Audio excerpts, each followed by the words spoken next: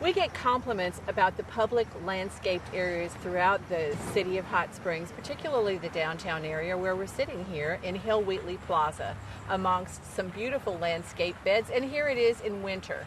Wintertime is no exception when the Parks and Trails Department is busy making sure that all of the public spaces are beautiful. With me today is Landscape Superintendent Brian Fisher. Welcome, Brian. Thanks. Well, we're going to talk today about winterizing your landscape. And sometimes some of us may be at a loss of what to do in the winter months to maintain our gardens and prepare for what's ahead. So let's start, with that topic of winterizing your landscape. What things should we be doing in the winter months? Well, Terry, it's been a most unusual year as far as temperature is concerned.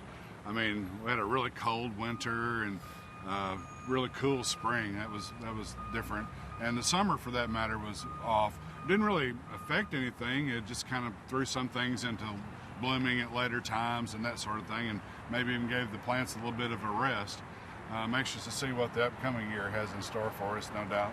Yes. Well, what about planting at this time of year? Is there anything that you can plant? Yeah, there's if you haven't already got your pansies in the ground, you're a little late on that. Typically October is when you really want to try to get those in the ground for the best results. Kale, ornamental kale, but there's always next year, I guess. But ultimately, if you wanted to plant bulbs, this is a good time to do any of your spring blooming bulbs like your daffodils, tulips, that sort of thing. That would be the best thing to do at this time of year as far as planting goes. Okay. Is there anything else that you should do with the plants that come up from bulbs in the wintertime? Really, at this time of year, the big focus needs to be just basically getting ready for your spring season. Okay. Preparing your flower beds and your vegetable gardens, that sort of thing. If you're a homeowner, it's no secret there's always a long list of maintenance tasks, and that's certainly no exception with the landscape. This time would be good to really do any bed preparation. Our soil around here is oftentimes less than desirable, so if you need to add any topsoil, certainly want to encourage everyone to add any organic matter to their flower beds or shrubs or anything like that. If you don't have a compost pile, it might be a good time to start one with all the leaves being down like they are. Or if you really just don't have the space for it, you have an opportunity that the city provides to the citizens at a compost facility out on Davidson Drive. People bring their various yard waste and vegetation out there, and they grind it all up and mix it with the sludge and really produce an excellent product. And it's actually free to the public if you choose to come out and load it yourself, or you could, for a nominal fee, they'll load it for you on certain days. But that's a good one. And if you were wanting to do an overall cleanup in your beds, which is a really good idea, get any leaves and things out of those beds, because it provides a really good opportunity for any insects or disease to set up in those leaves that you just leave laying around. So clean those out. If anyone diseased, of course, get rid of them off-site. But you could take those out to that facility. And I understand that another provided service is the CAPS truck. They'll come around and pick up that yard debris. I understand this year they even have a curbside pickup for your leaves if you bag them up and that sort of thing, which is really good. But primarily that's what we need to be doing, is getting our beds ready for the upcoming year. Right. So if your leaves and brush are small in size, right, you can, as a city resident, place them curbside for right, twice monthly pickup. But then, as you say, if you've got big limbs, right, then the CAPS truck will come by, a knuckle boom truck provided by the sanitation department. And again, you have 2 free pickups per year as a city resident, which is a wonderful perk.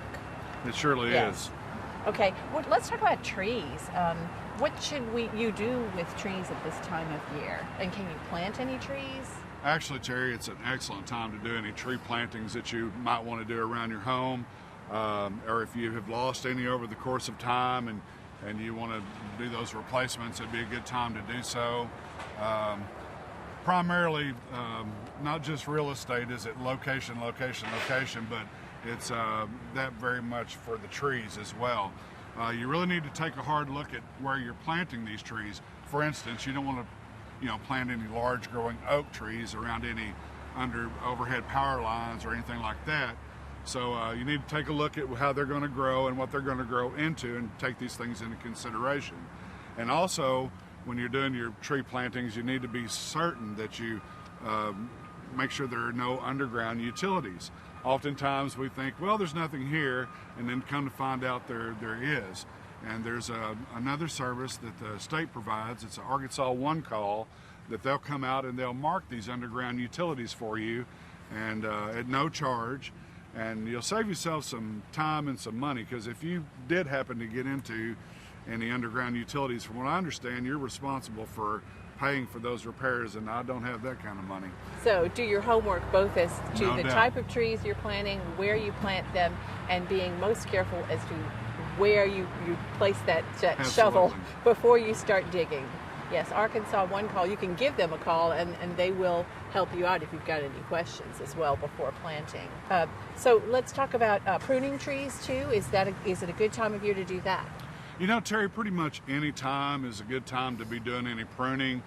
Typically, people will tell you that the winter months is ideal. Like I said, any time would be okay, except for late summer. You do need to stay away from that completely. But this time of year, if you have any dead branches or any branches that might be growing into something, you could certainly remove those. Ideally, I like to wait till the tree is in an active growing state. That way the wounds can heal over, disease and things like that won't set up, or any fungus that might develop. So typically I'd wait till spring to actually do those, but pretty much any time is going to be a pretty decent time to do that. Should we mention crepe myrtles? Yes, we actually should. Oftentimes people have the common misconception that, well, you cut those way back every year, and that's really not necessary. It's again about location. If you plant those crepe myrtles in a decent location, they can grow into be a really showy tree, for that matter. So it's not necessary to cut those back. There's a term that we use around here called crepe murder, and well, that's what typically a lot of people do. And you don't have to do that. Just let them go if you can. Again, if you're going to plant them, choose a location where they can really do what they're supposed to, and turn into something that's quite spectacular and beautiful. Yes, they have such a beautiful natural growing Yes. pattern. Let's wrap up by talking about perennials. Any care in the wintertime for them? It certainly is. It's a good time to do any dividing that you might want to do. Like say, for instance, you have a lot of daylilies and you want to divide those up and place some more around your yard in various locations. It'd be a good time to do that. Even your bulbs, if you wanted to divide some of those up, it'd be a decent time to do that and get those back into the ground. Liriope, while it's not a bulb of any fashion, it's a good time to cut it back. So when it kind of flushes back out in the spring, it's real lush and green and don't have any dead stuff in it. But yeah, you can divide up your perennials this time of year, and it's good for that. Those are all great pieces of advice, and it sounds like people can definitely stay busy in the winter time in their garden. Brian, thanks for these very useful tips. And if people have any questions, can they give you a call? Well, sure. Okay, and what would that phone number be? They could reach me at our maintenance shop at 501-262-1519, and we'll help however we can. Thank you, Brian. The Parks and Trails Department does a beautiful job with the public landscaped areas. And now with the tips that he's provided today, you can do that at home as well. Next week, we'll bring you more city news.